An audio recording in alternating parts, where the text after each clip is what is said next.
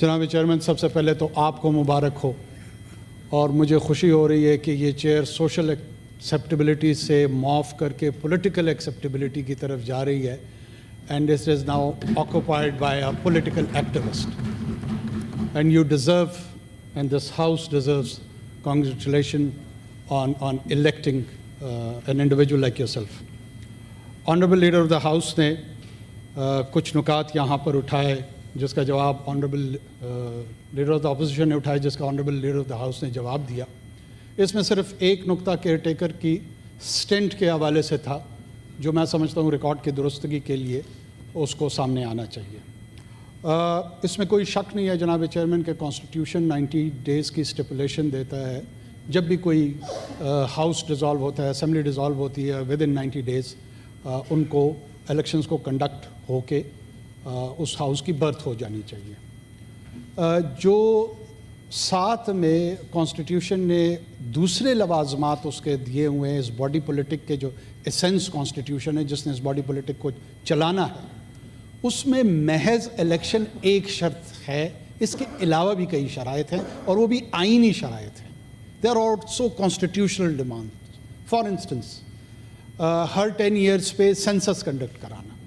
جس طرح الیکشن 90 دن کے اندر آئینی فریضہ ہے، ایسے ہی 10 سالوں کے اندر سینسس کرانا بھی فریضہ ہے.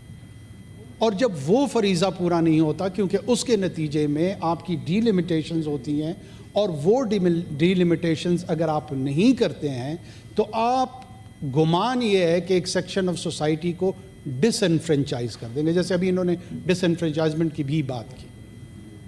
اس ڈی لمیٹیشن کی جو ریکوائرمنٹ فلفل نہیں ہوئی تھی، یہ situation honourable apex supreme court of Pakistan کے سامنے گئی، جس میں ہمارے آنریبل کولیگ علی ظفر صاحب بھی غالباً اس کو اسسٹ کر رہے تھے یا پارٹی تھے اس کیس میں.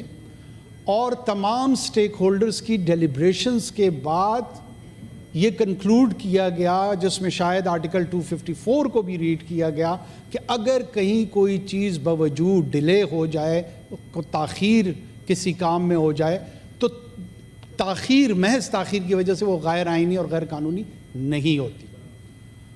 اور ان ڈیلیبریشنز پہ جس میں دین پریزیڈنٹ آف پاکستان، باقی سٹیک ہولڈرز ایک کنسنسس ڈیٹ آف 8 فیبروری پہ پہنچے.